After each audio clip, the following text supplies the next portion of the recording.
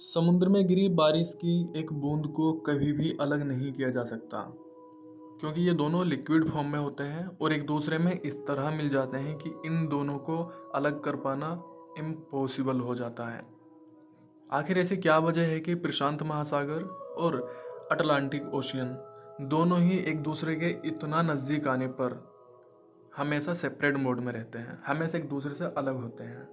आप भी सोच रहे होंगे कि आखिर इसकी क्या वजह हो सकती है, इसके पीछे का रीज़न क्या हो सकता है। गाइज, आप भी जानकर हैरान हो जाएंगे कि आखिर ऐसा होता क्यों है, इसका रीज़न क्या है एक्चुअली। सो इस वीडियो में आज हम जानेंगे कि इन दोनों के अलग रहने का सबसे बड़ा रीज़न क्या है, जो कि साइंटिफिक रीज़न है।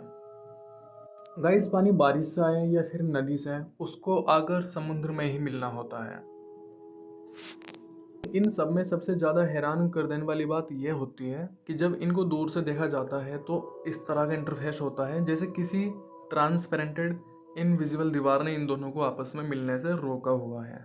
इसी वजह से ये दोनों ओशियन एक दूसरे से नहीं मिल पाते। चलिए, इन दोनों के बीच में ऐसा कौन सा फोर्स या फिर कौन सा ऐसा साइंटिफिक रीज़न है जो इन दोनों को एक दूसरे से टच होने से रोकता है। Let's discuss on that topic. हालांकि ये जानकारी ज़्यादा पुरानी नहीं है, अभी रिसेंटली ही इसके बारे में लोगों को पता चला। सन 2010 में एक फोटोग्राफर ने इस फोटो को कैप्चर किया था, जिसके थ्रू सोशल मीडिया पर बहुत ज़्यादा वायरल होने के बाद इसको डिस्कवर किया गया। इसकी डिस्कवरी के बाद तब इसके ऊपर सवाल स्टार्टिंग हुए, लोगों ने जानना स्टार्टिंग किया, लोग बहुत ज़्यादा इंटरेस्टेड होने लगे कि आखिर इसके पीछे का रीज़न क्या है। अभी इसके बारे में बहुत ज़्यादा रिसर्च चल रही है कि आखिर इसके पीछे का रीज़न क्या है। कुछ रीज़न स्पेसिफिक है जो आज हम इसके बारे में डिस्कशन करने वाले हैं शॉर्टली। गाइज, इसका सबसे बड़ा जो रीज़न माना जाता है, जिसको सबसे ज़्यादा प्रायोरिटी मिलती है, that is temperature. Atlantic ocean में पानी बर्फ़ के पिघलने से आता है, वहीं प्रशांत महासागर में नदियों और बारिश का पानी आता है। इन दोनों के सेपरेट होने की वजह से इन दोनों ओशियन का इंटरनल फ्लो कुछ इस तरह से सेट हो जाता है कि इन दोनों का पानी एक दूसरे में घुलता ही नहीं है, मिल ही नहीं पाता। इस रीजन को साइंटिस्ट सबसे बड़ा रीजन मानते हैं। साइंटिस्ट के अनुसार इन दोनों का अलग अलग तापमान ही इन दोनों को अलग अलग रखता है। That's a major reason. चलिए बात करते हैं कि दूसरा कारण क्या हो सकता है। गाइज, नदी का पानी मीठा होता है, जबकि ग्लेशियर का पानी नदी की अपेक्षा में थोड़ा खारा होता है।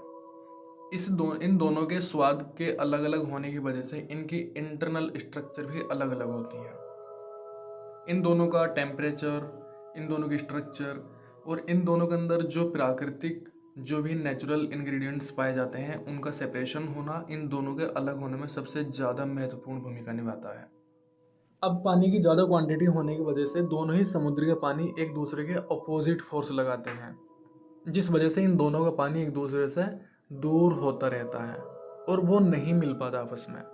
That's a major reason and that is internal flow and internal structure of both of oceans.